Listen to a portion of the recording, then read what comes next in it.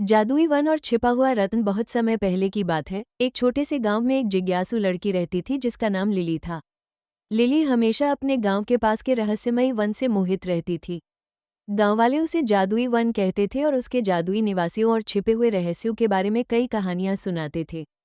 हानिया voice. Lily अपने दिन one और उसकी रहस्यमयी कहानियों के बारे में सपने देखते हुए बिताती थी। एक ठंडी शरद ऋतु की सुबह उसने फैसला किया कि अब समय आ गया है कि वो जादुई वन की खोज करे। उसने अपने बैग में कुछ जरूरी सामान पैक किया, पानी, कुछ खाना, एक टॉर्च और एक नक्शा जो उसके दादा ने उसे दिया था। नक्शा पुराना और घिसा हुआ था जिसमें रहस्यमयी संकेत और निशान थे जो वन के भीतर छिपे हुए रत्न की ओर इशारा करते थे। हानिया वॉइस। जैसे ही लिली वन में प्रवेश करती है उसके चारों ओर की हवा जादू से चमकने लगती है। पेड़ ऊंचे और प्राचीन थे, उनकी पत्तियां हवा के साथ फुसफुसाते हुए रहस्य बताती थीं। सूरज की रोशनी पेड़ों की छतरी से छनकर आ रही थी जिससे वन का माहौल सुनहरे प्रकाश से भर गया था। हानिया वॉइस। लिली ने नक्शे को ध्यान से देखा और वन के अंदर गहराई में जाने लगी।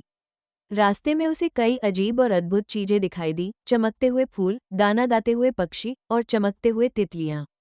थोड़ी देर बाद उसे एक पुराना पत्थर का पुल मिला जो एक शांत नदी के ऊपर बना हुआ था। नदी के पार एक गुफा का मुंह दिखाई दे रहा था, बिल्कुल वैसे ही जैसे नक्शे में था। हानिया वॉइस।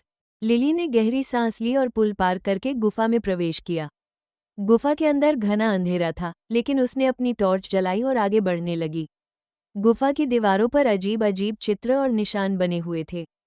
चलते चलते वह एक बड़े कक्ष में पहुंची जहां चारों ओर चमकते हुए रत्न और क्रिस्टल लगे हुए थे। कक्ष के बीचों बीच एक विशालकाय पत्थर की मूर्ति थी जिसकी आंखों में चमकते हुए रत्न जड़े हुए थे।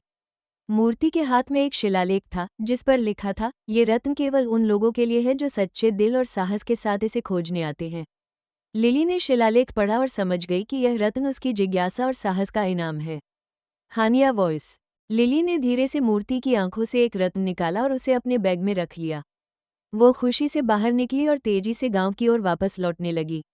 गांव पहुंचकर उसने सभी को अपनी रोमांचक यात्रा की कहानी सुनाई और रत्न को गांव के बुजुर्गों को सौंप दिया। गांववासी बहुत खुश हुए और लिली की बहादुरी और जिज्ञासा की सराहना की।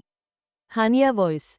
इस तरह लिली ने न केवल एक अनमोल रत्न पाया बल्कि अपने साहस और सच्चे दिल से सभी के दिलों में अपनी जगह बना ली। उसकी यह रोमांचक यात्रा हमेशा के लिए यादगार बन गई। हानिया वॉइस।